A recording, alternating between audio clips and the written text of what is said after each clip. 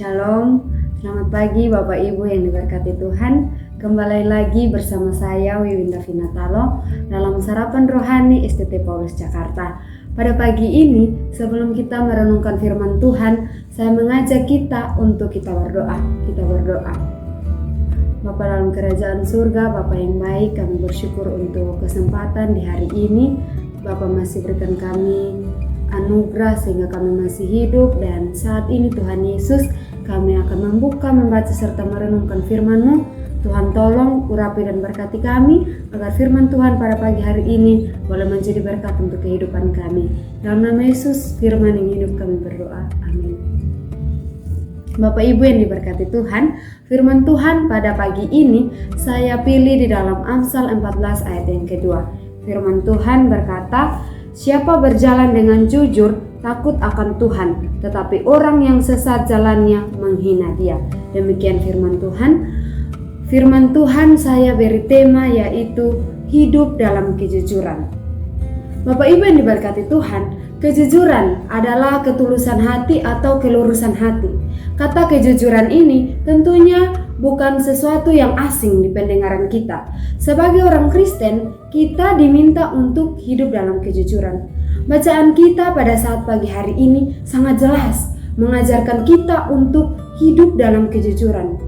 Mengapa kita harus hidup dalam kejujuran? Ada dua kebenaran yang akan kita renungkan secara bersama-sama, yaitu poin yang pertama, kejujuran adalah cerminan orang Kristen.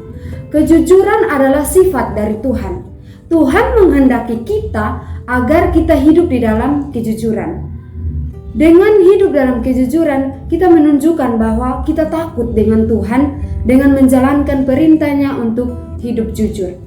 Tidak mudah untuk kita selalu hidup jujur dalam hidup kita. Namun sebagai orang Kristen, kita diperintahkan untuk hidup jujur. Bapak Ibu yang terkasih, dalam realita kehidupan kita, terkadang situasi membuat kita untuk tidak jujur. Kita sering tidak berani untuk menyatakan kebenaran, kita tidak bisa mengatakan apa yang sebenarnya terjadi, sehingga kita hidup di dalam kepura-puraan. Tetapi firman Tuhan pada saat pagi hari ini menegur kita untuk hidup dalam kejujuran. Ketika kita mampu melakukan kejujuran, maka banyak orang yang akan percaya dengan kita. Kita akan diberikan kepercayaan untuk melakukan sesuatu.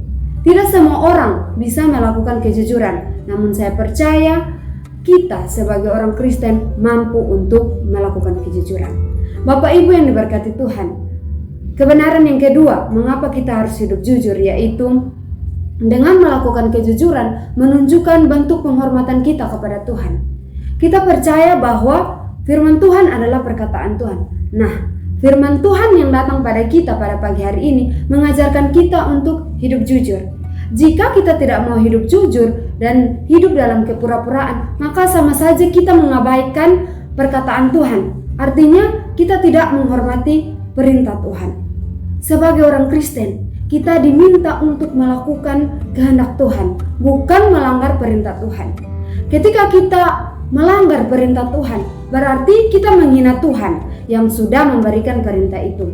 Saya percaya bahwa ketika kita melakukan kehendak Tuhan untuk hidup dalam kejujuran, maka kehidupan kita semakin hari akan lebih baik.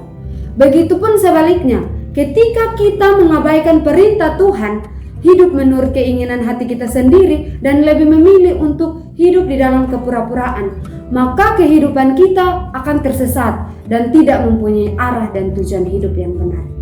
Melalui kebenaran firman Tuhan pada pagi hari ini memberikan suatu pelajaran yang sangat berharga bahwa sebagai orang Kristen kita harus hidup dalam kejujuran, karena kejujuran adalah cerminan dari orang Kristen, dan dengan melakukan kejujuran menunjukkan bentuk penghormatan kita kepada Tuhan.